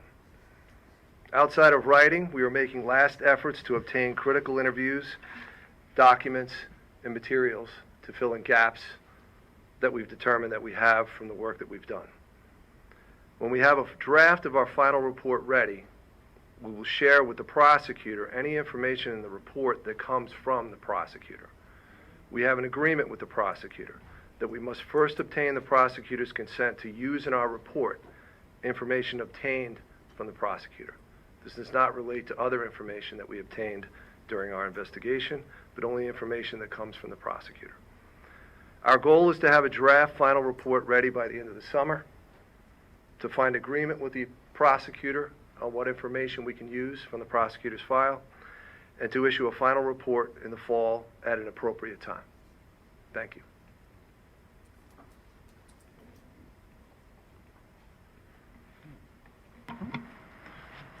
Any questions for Mr. O'Connell? No? Amanda? So when you say fall, does that mean prior to or after the start of the next school year? Our goal when we started in the spring, when we started the summer, was to have the report done before the start of school. But there are additional materials that we're trying to get to. If we can get those soon, we may still be able to meet that goal of having a final report before school starts. But understanding that there are some things that we're still trying to get, I want to be cautious about when we can get the report out, but definitely in the fall, if not before school, shortly after school starts. Okay. And this is just actually more of a comment for the community, for staff, for parents. There is still time to speak to Guidepost. I know that as a district, we've sent out multiple communications to please cooperate. So this is again another plea for anyone to speak with Guidepost. And in fact, I had my meeting with Guidepost this afternoon, and will have to be honest that I wasn't sure how much I could offer, seeing as that I wasn't on the board or involved last year. But I do think that it was valuable. And so for anyone who maybe thinks that they don't have much to offer, I think you do. And we would appreciate everyone to cooperate and reach out to Guidepost who has not. Thank you. Anybody have any questions for Mr. O'Connell? Andrew, thanks for coming. I know that you've traveled, and we do appreciate that. We look forward to report number 2, and if there's anything you come up with in the meantime that would be pertinent to the board's knowledge of how things are happening, it would be appreciated to let Dr. Markovich know. I will. I know folks are anxious for the report. I'm well aware of that. But we've got to get it right. This is really sensitive stuff. People's lives and liberty at stake. And so we're being cautious about what we put in the report and how quickly we're moving through the information that we have. Okay. Thank you. So before you leave the podium, Andrew, I just want to make sure that, because as a board, I know there was at one time, let's have them come all the time and give us updates. I just want to make sure that we're clear that we're not expecting that of them, and we're not going to call for that necessarily. He's told us kind of what the timeline is. He's told us why, and the additional collection and writing that he's doing. Is everybody kind of understanding of that? And we just need to yeah, that's kind of what I said. If continue there's supporting, anything, reaching out if they need to, and let him finish the report. I mean, if we have anything on timing, I can bring that to you, but I won't be discussing our findings until you see right. the report. Right. If all of a sudden you get a break with some of the conversations that you have with the prosecutor, and they're good with X, Y, and Z, not that you would share what they're good with, but you would let us know that we've made a substantial movement in that area, Yeah. or others. Just if you could let Dr. Markovich know, that would be very helpful, and she could let us know as well. Yeah, I would still like updates. You said you're waiting on some documents and some information. You know, if you don't receive that and that causes a delay, or if you do receive it and it brings up that timeline, I do think that we should have, at minimum, updates monthly, whether or not it's in person or a written letter. I think it would be more feasible to have a written letter unless there is something significant that happened that's going to delay or move up the timeline. I think that would be more than appropriate as a letter unless And there was something larger. That is what we agreed to at the last one, that we didn't need them at every single meeting, that written communication was fine. But just to continue to,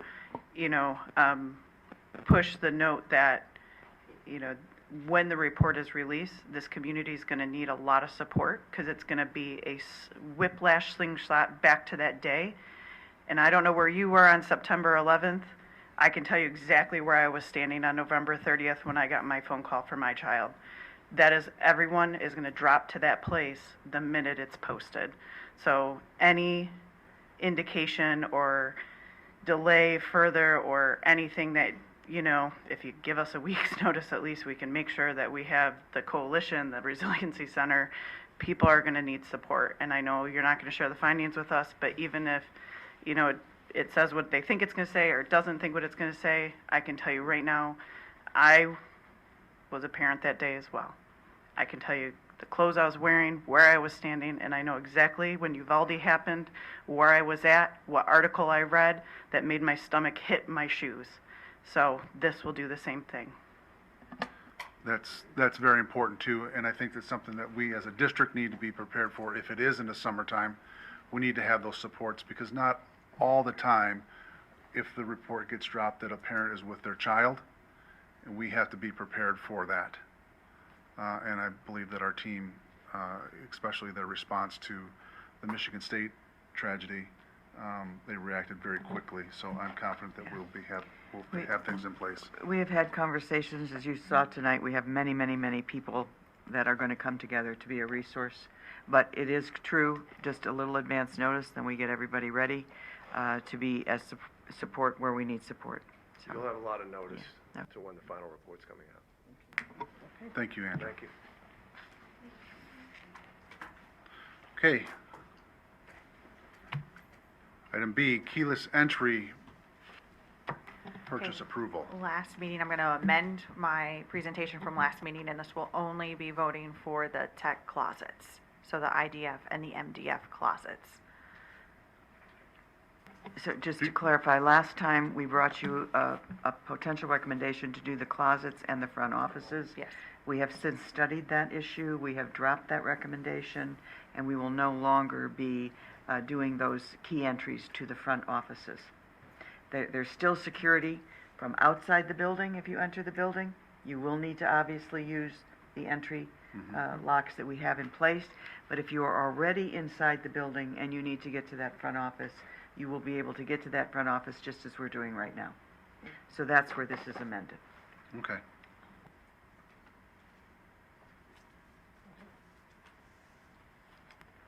Okay, there is a motion.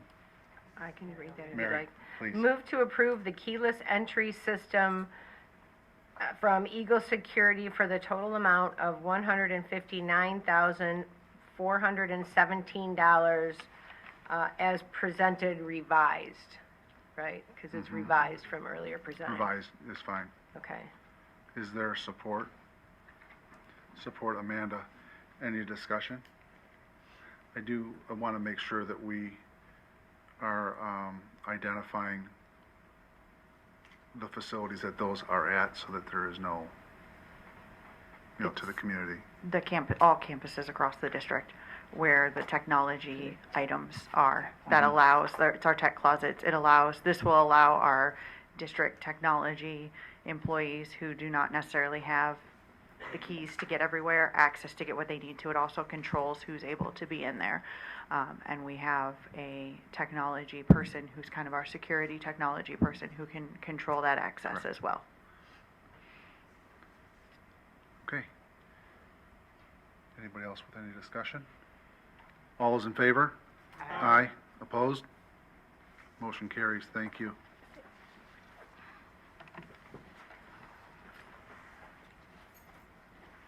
Item 11, unscheduled public comment.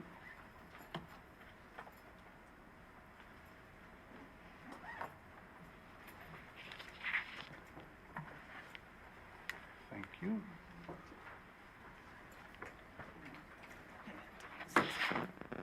I'll let you set that up.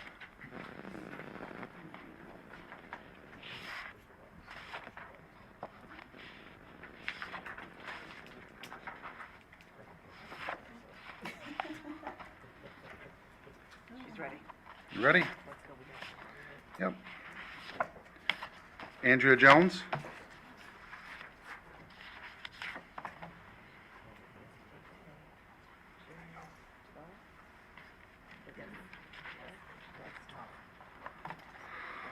Okay, I have a couple topics.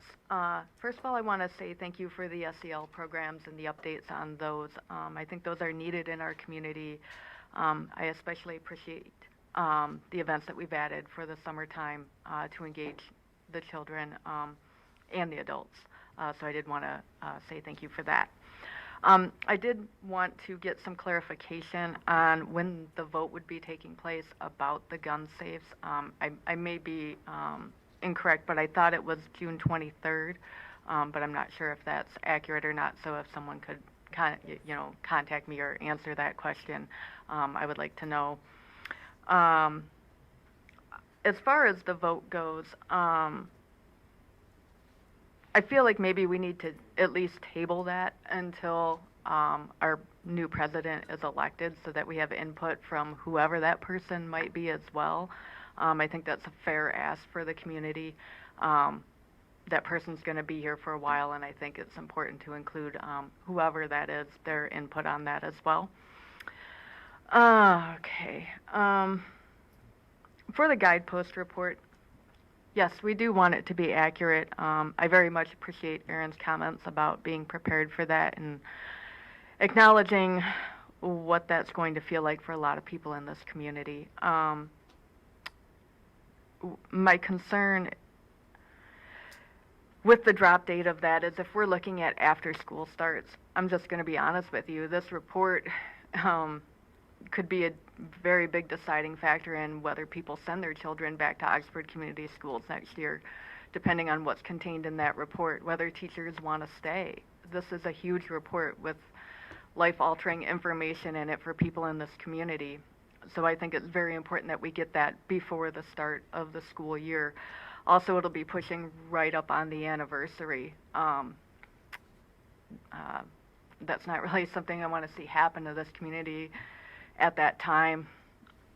So whatever we can do, whatever Guidepost can do to get that report done as soon as possible is absolutely necessary. So that's all I have for tonight.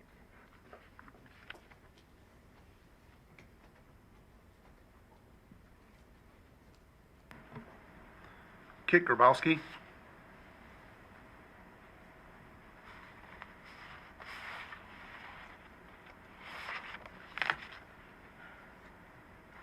Recently, it became apparent to many parents that something called the genderbread person is being taught in our 9th grade health classes. Personally, I don't think that is any of y'all's business. Honestly, it is not scientifically based. The genderbread person was actually created by a comedian and artist. He has no scientific background whatsoever. His BA is in art and law. And it is all based off of gender ideology, which was actually written into a defined term in the 60s by a Dr. John Money, who only had one case study, a pair of twin boys, and I'm not going to get into a whole lot of it other than the fact that one, due to a very botched circumcision, the family found Dr. Money when he was trying to prove the point that you could raise a boy as a girl his entire life and he would be totally normal. And all his papers for 25 years were considered to be golden. They were considered the information on gender identity. It was 100% a lie. The boys that were involved in the study were Brian and Bruce Raymer.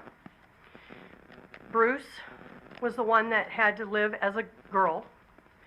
They did the sex changes, everything, when he was about 1.5 years old.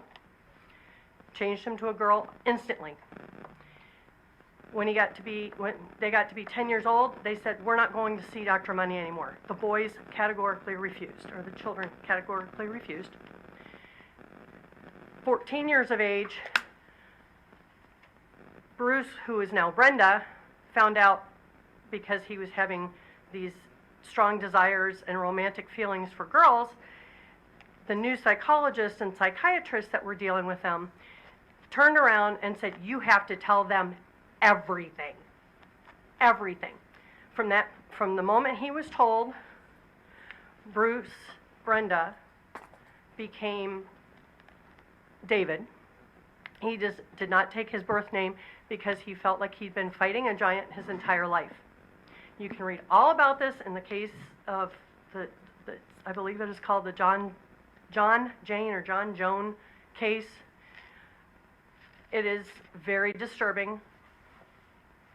It is from a man who was mentally disturbed himself and probably should never have been with kids. But the gender ideology, it is an idea. It is a theory. It is not science-based, and it has no business being taught in our schools per the state school laws.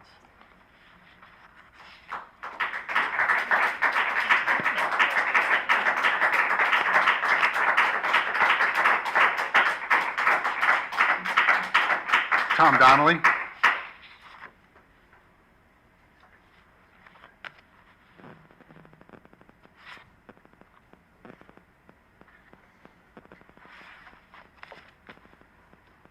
Thank you, Mr. President. Three things that I'd like the new board members and new superintendent to think about and consider. First, in the spring of 2022, 7 board members believed that we were being deceived and not being told the truth. 7-0. In May, President D'Alessandro and I were on a phone talking with someone from the prosecutor's office, finding out that we were lied to. 7-0. We voted within a week to hire Varnum. 7-0. We voted to hire Guidepost and put them to work. In July, council went behind the board's back and went against the legal vote of elected officials and told union representation and attorneys not to participate in the Guidepost investigation. 7-0. We were all upset. 7-0. We found out about the 8,400 policies and procedures. 7-0. We called for a closed session meeting in September. We came out 5-2. 2 resigned. Do you know why yet? Have you asked the right questions?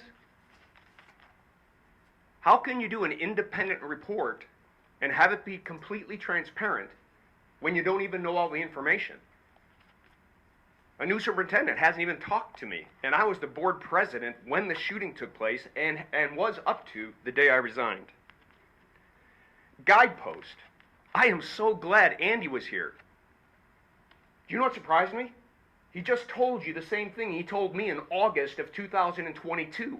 All he needed to do was about 20 key interviews and needed some documents. And almost a year later, you haven't given it to them? They don't have it? You haven't gotten it done? We wanted to have this report done before the anniversary of the shooting. And now we're talking about maybe the fall? The only reason you don't have a report is because they don't have the information. He just told you. I just want to make it clear. I'm just shocked that it's the same thing they told me in August when I asked them, because of the delay, because of the people not interviewing, how far back are we? Can we get this thing back on track? And their answer to me was, as long as we get the documents we need and as long as we get the interviews we need. Last thing, please consider voting on removing the restriction of attorney-client privilege in closed session, which is supposed to protect us, not the attorneys. When 90% of what we did was in closed session, how can you do an independent review if you don't know what happened in them? Thank you.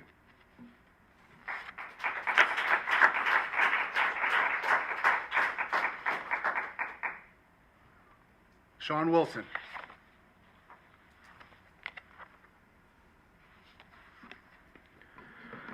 Hello, I am Sean Wilson. Thank you first for this opportunity to speak. I'm a member of the class of 2024 at Oxford High School. I just wanted to talk a little bit about the gun safes and my personal response when I heard about them. So when I was first made aware of that proposal at the last meeting, I cried and I was shocked and my jaw dropped and I was speechless. And I cried because this responsive act is an indication of, I feel, giving up, and of accepting the fact that there will be guns brought into our schools, and embracing that fact by emulating a war zone, a crossfire occupied by students fleeing for their lives. Students who and I know of many, are not comfortable with these advanced weapons in the building. There is never a guarantee that these weapons won't end up in the wrong hands. In fact, this has occurred before. In 2019, 2 students broke into a school in Red Boiling Springs, Tennessee, and stole an AR-15 rifle from an SRO's office. How can we focus on schoolwork in an educational environment, knowing at any moment we may hear semi-automatic fire outside our classroom doors?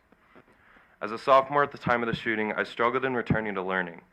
Any noise in the hallway or intrusive thought about how someone may have brought a weapon into the school completely interrupted my focus.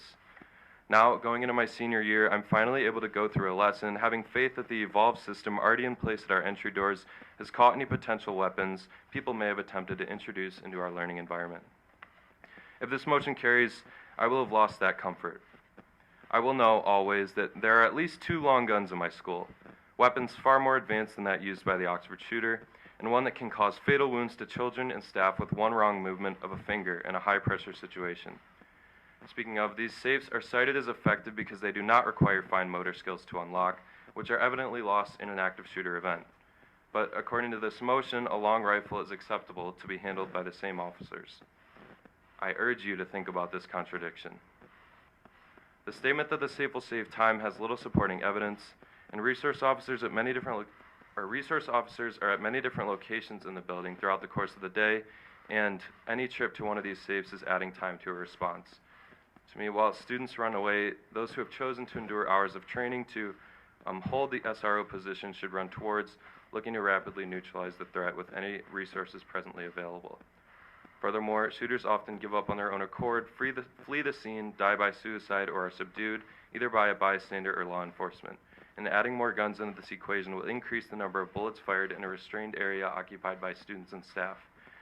Now, certain different scenarios can be argued all day, but we shouldn't even be having this conversation. As I said before, this is a responsive act where we should be focused on prevention. And before you call this preventative, unfortunately, shooters are determined. A safe in this school will only change that person's target. No amount of weaponization can protect every possible location, and instead we should be investing in mental health support for students and more effective threat assessment. We must foster a positive environment within the school and a positive attitude toward the school within the community. Even if law enforcement argues that these safes may be effective, this cannot drown out the opinions, many obviously dissenting, of parents and students like myself. These institutions are places to flourish as young people, and we demand a say in how they operate. This comes from what the students you represent have experienced and how we truly feel. And if you hold any value to these opinions, you cannot let this proposal move forward. Thank you.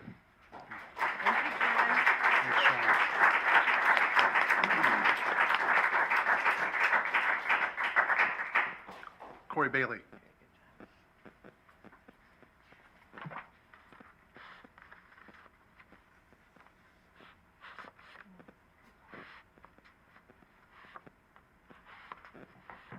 Good evening. December 2022, I came before this board, or actually sent emails to this board, asking to address the board and ask that they lift Tom and I from the open meetings restrictions, and I was met with a roadblock. I was denied and not even allowed to speak. January 2023, I asked again, and I know that for 3 of you, that was your very first meeting, but now that you have sat through many closed session meetings, and I can only assume that you have been brought up to speed and have learned everything that Tom and I have learned, I'm asking again. Tom and I sat through countless hours of depositions saying, yes, we know the truth, yes, we know the facts, but we're restricted to silence. You heard Guidepost talk about the roadblocks that they're still facing. We couldn't be any help to Guidepost for the same reasons. We were a roadblock to them because you are a roadblock to us. I'm asking again that you allow Tom and I the opportunity to present our request, you discuss it in public, and vote either to lift this restriction and allow us to speak truthfully and completely to both Guidepost and future depositions, or vote no, forcing us to continue hiding the truth. We teach our kids, if you know something or see something, say something. I'm asking you as a board to set the same example. And if you new board members are not brought up to speed after sitting through countless closed session meetings, remember that it takes 5 votes to go into closed session, and 3 can stop it.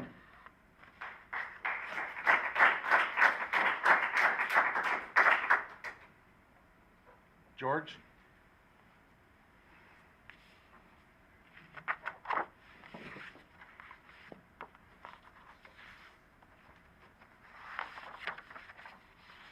I'll be brief and make up some of the time that I went over the last couple times that I spoke. And what I have to say is very simple. With the end of the school year, I wanted to thank our amazing teachers in the district.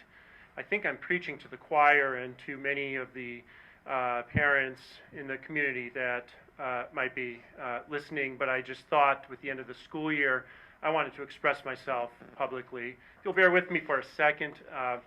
I'm a proud father of a 2023 graduate and rising junior at the high school. And I have to say that throughout our 10 years here, I don't think that they had a bad teacher all the way through. They had their favorites, but they were all outstanding. So the standard of excellence, the expectation, every step of the way, was really impressive and inspiring to me as I went to curriculum nights and parent-teacher conferences.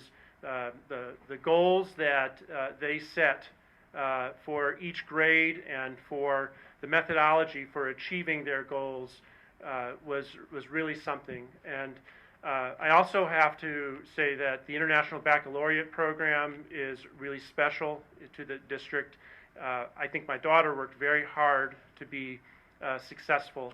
She was a very dedicated student, but I don't know if she could have gotten where she is today because of the International Baccalaureate program and all that it offers.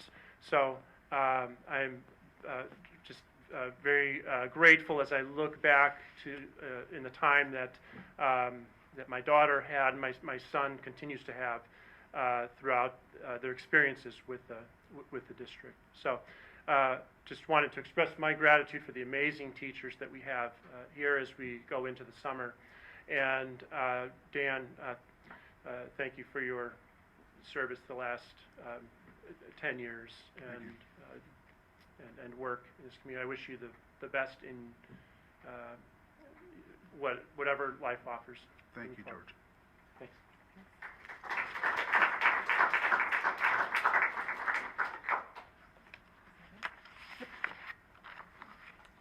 Okay, we have some scheduled activities throughout the rest of this month and into July and August. Any administrative clarifications? Final board comments. Anybody? No? No? Okay.